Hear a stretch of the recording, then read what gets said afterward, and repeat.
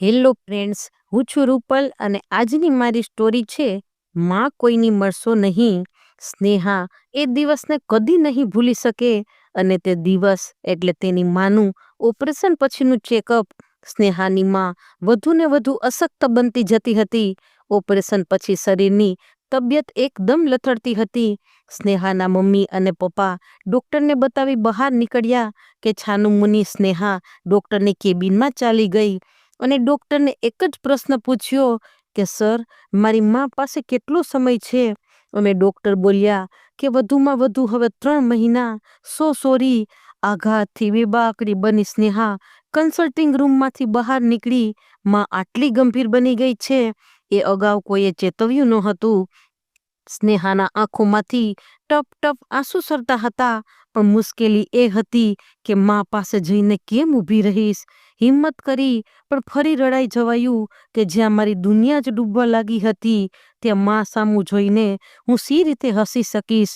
મા વિનાની દુનિયા કલ્પવી મુશ્કેલ હતી. આખો દિવસ મા દીકરી સાથે ને સાથે. નાની હતી તો મારી સંભાળ મારી મા જ કરતી. માંદી હતી ત્યારે એ જ પાસે હતી. મોટી થઈ તો કેવી હસી મજાક કરતા. સુખમાં સાથે, દુઃખમાં સાથે. કોલેજમાં જતી તો મારું ટિફિન ઉપાડી દરવાજા સુધી મૂકી જતી મારી માં. આટલું વિચારી ફરી સ્નેહાથી ડૂસકું ભરાઈ ગયું. અરે રે, માં વિના કોણ વહાલ કરશે? કરવાનું પણ નહોતું. હવે થોડા દિવસોમાં માં વિદાય લઈ લેશે. શું થશે મારું? હોસ્પિટલની લોબીમાંથી પસાર થતા આંખોમાં આંસુ ઉભરાતા હતા. સ્નેહાના મને એક વાત કરી કે શાંતિ રાખ સ્નેહા, શાંતિ રાખ. માં તને રડતી જોઈ જશે તો એને સાચી વાતની ખબર પડી જશે. અને આમે તારી માં હોશિયાર છે. તને જોઈને જ એને ખબર પડી જશે અને તે નબળી પડી ગઈ છે. શું કરું? પોતાના આંસુ લૂછતી સ્નેહા આગળ વધતી હતી ત્યાં તો સામેથી તેના પપ્પા આવતા દેખાયા અને સ્નેહાના બધા બંધનો છૂટી પડ્યા. દિવાલને ટેકો દઈ તે તેના પપ્પાનો હાથ પકડી ધ્રુસકે રડી પડી. તેને પૂછ્યું, બેટા, ડૉક્ટરે શું કહ્યું? જો કે સ્નેહાને કંઈ કહેવા જેવું નહોતું રહ્યું. તેઓ બધું સમજી ગયા હતા અને હાથ જોડી કરગર્યા કે બેટા, તારી મમ્મીને આ વાત જાણવા દેતી નહીં. પ્રોમિસ કર. અને પ્રોમિસ કરતા તો પોતે જ ભાંગી પડ્યા. બહાર બીજા દર્દીઓ સાથે તેની માં બેઠી હતી. તેની પાસે જઈ સ્નેહા જરાક હસી અને પછી નીચું જોઈ પોતાનો મોબાઈલ જોવા માંડી. બધું ઓલરાઈટ ને? તેની માએ પૂછ્યું તો આનંદથી તે પૂછવા લાગી. સરસ છે માં. એટલું કહી સ્નેહા તેની માને ભેટી પડી કે ઓપરેશન કરાવ્યા બાદ સાજા થતા થોડીક વાર લાગશે, પણ બધું પહેલા જેવું થઈ જશે. સ્નેહાએ જૂઠાણું ફેલાવ્યું. માં હસી. તેની આંખોમાં ચમક આવી ગઈ. બધા ઘરે ગયા. રોજ માનું અશક્ત થતું શરીર અઠવાડિયા પછી ફરી વાર તેની તબિયત લથડતા તેને લોહી ચડાવવું પડ્યું. હવે તે ઘડીકમાં ભાનમાં, ઘડીકમાં બેભાન હતી. આવી તેની સ્થિતિ હતી. એક દિવસ સ્નેહા તેના મમ્મીના પેટ ઉપર માથું રાખી સૂઈ ગઈ અને માના માથામાં સૂતી હાથ ફેરવતી હતી. તેની માં સામું જોતી હતી. અચાનકમાં ભાનમાં આવી અને બોલી કે એ કેટલું રડ્યા. સ્નેહા બોલી, કોણ? તારા પપ્પા. ધ્યાન રાખજે સ્નેહા તારા પપ્પાનું. આટલું બોલતા માં ફરી બેભાન થઈ ગઈ અને સ્નેહાને ઝબકારો થયો કે હું તો મય બની ગઈ છું, પણ મારા પપ્પાને કેવું થતું હશે તેનો તો મેં વિચાર જ કર્યો નહોતો.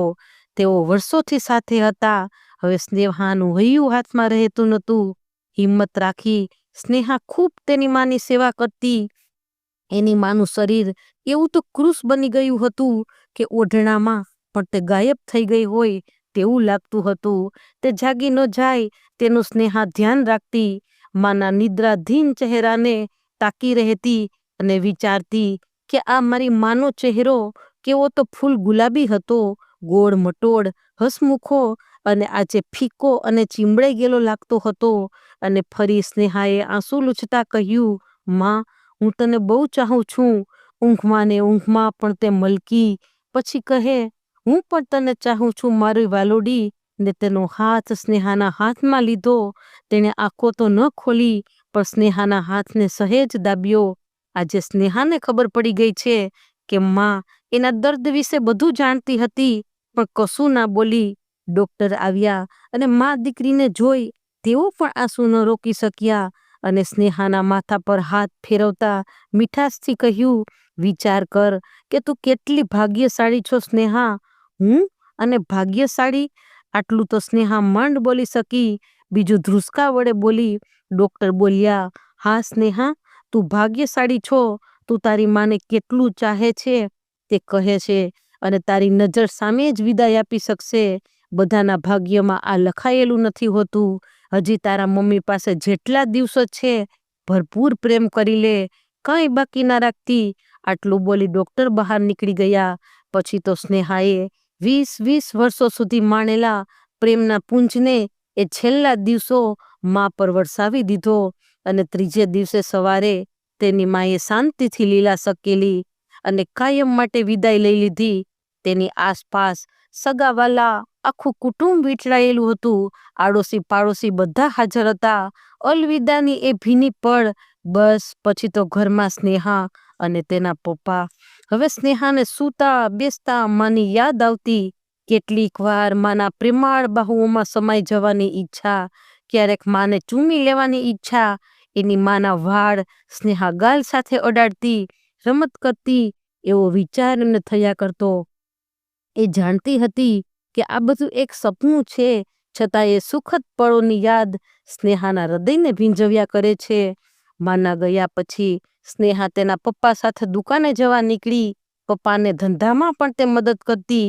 જિંદગી ચાલતી રહેવાની છે અને સ્નેહાને કુટુંબની રોટલી શેકવાની છે એ તે બરાબર સમજી ગઈ હતી. એક દિવસ સ્નેહા અને તેના પપ્પા એક મોલમાં ખરીદી કરવા જાય છે. ત્યાં જ સામે બીજી મા દીકરી પણ ખરીદી કરતી હતી.